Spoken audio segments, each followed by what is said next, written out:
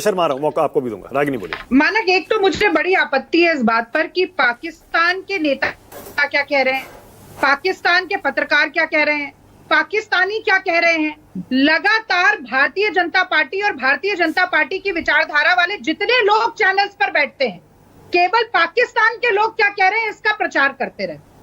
जिस कहावत का मैंने प्रयोग किया वो भारत की कहावत है, पाकिस्तानी उसका इस्तेमाल कर रहे हैं तो उन पर ना हम रोक लगा सकते हैं ना वो हम पर रोक लगा सकते हैं, पहली बात। और मैं आपको बधाई देती हूँ मानक, आपके चैनल पर मैंने किसी पाकिस्तानी को भारत के खिलाफ जहर उगलते हुए नहीं देखा।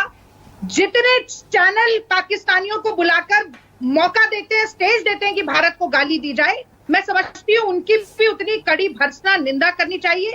जिस तरह से सरकार ने YouTube चैनल पर पाकिस्तान के बैन लगाया है, ऐसे पाकिस्तानियों पर भी बैन लगाना चाहिए, पहली बात। और दूसरी बात कि एक तरफ तो आप ये बोले कि हम तो अभिव्यक्ति की आजादी देते हैं, हम तो सवाल भी पूछने, हम तो सर्वदलीय बैठक भी बुलाते हैं, और दूसरी तरफ आप भारत के ही किसी चैनल पर बैन लगा देते हैं कि सवाल ना पूछा जाए। आप कहते हैं विशेष सत्र ना बुलाया जाए ताकि विपक्ष अपनी बात ही ना कह पाए। मुझे लगता है कि गलत है। और आखिरी बात मैं ये कह दूं कि देखिए 56 इंच का सीना, लाल आंखें, 2.5 किलो का हाथ, नहीं वो तो शायद सनी देओल का था, वो इतनी अच्छी शोक्ति आ जाती है मोदी जी के विराट रूप में कि कई बार गड़बड़ हो जाती है। तो ये सारी बातें तो भारतीय जनता पार्टी ने खुद बोली है।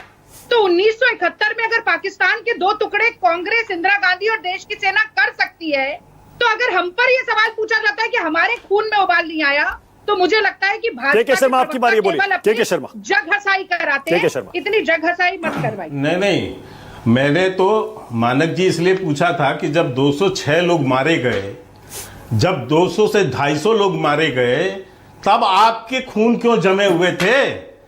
तब हाथों में क्यों हाथ बंधे हुए थे?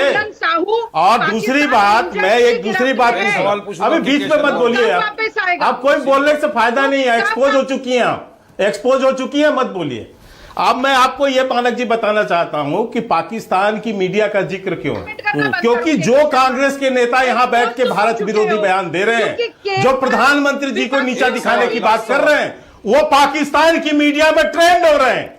और मैं पहले भी बताया कि राहुल गांधी के भारत विरोधी बयान को पाकिस्तान ने यूएन में जाकर कोर्ट किया। टाइम खत्म। 10 सेकंड वारिस पठान आपके लिए खास तौर पे आज एक बात 10 सेकंड और कहना चाहता हूं। 3 सेकंड सिंह साहब, आपकी मोदी नफरत आपके मुबारक हो, लेकिन कम से कम मेरा एक सवाल है, वारिस पठान 10 सेकंड सवाल है, क्लोजिंग कमेंट।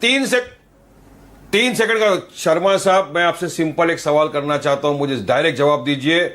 पाकिस्तान के ऊपर मोदी जी हमला कब करेंगे, कब पाकिस्तान को नस्तु नाबूद किया जाएगा, ये देश जनता जानना चाहती है। अरे आपको टीवी पर थोड़े बताएंगे और के शर्मा बताएंगे। युद्ध के हालात आज युद्ध नहीं चल रहे। टाइम खत्म। बताना चाहता हूं कि पाकिस्तान की मीडिया का जिक्र क्यों है, क्योंकि जो कांग्रेस के नेता यहां बैठ के भारत विरोधी बयान दे रहे हैं, जो प्रधानमंत्री जी को नीचा दिखाने की बात कर रहे हैं, वो पाकिस्तान की मीडिया में ट्रेंड हो रहे हैं।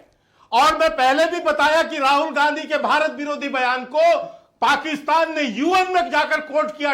टाइम खत्म। 10 सेकंड वारिस पठान आपके लिए खास तौर पे आज। एक बात 10 सेकंड वारिस और कहना चाहता हूं, सिंह साहब, आपकी मोदी नफरत आपके मुबारक हो, लेकिन कम से कम मेरा एक सवाल है, वारिस पठान 10 सेकंड सवाल है, क्लोजिंग कमेंट।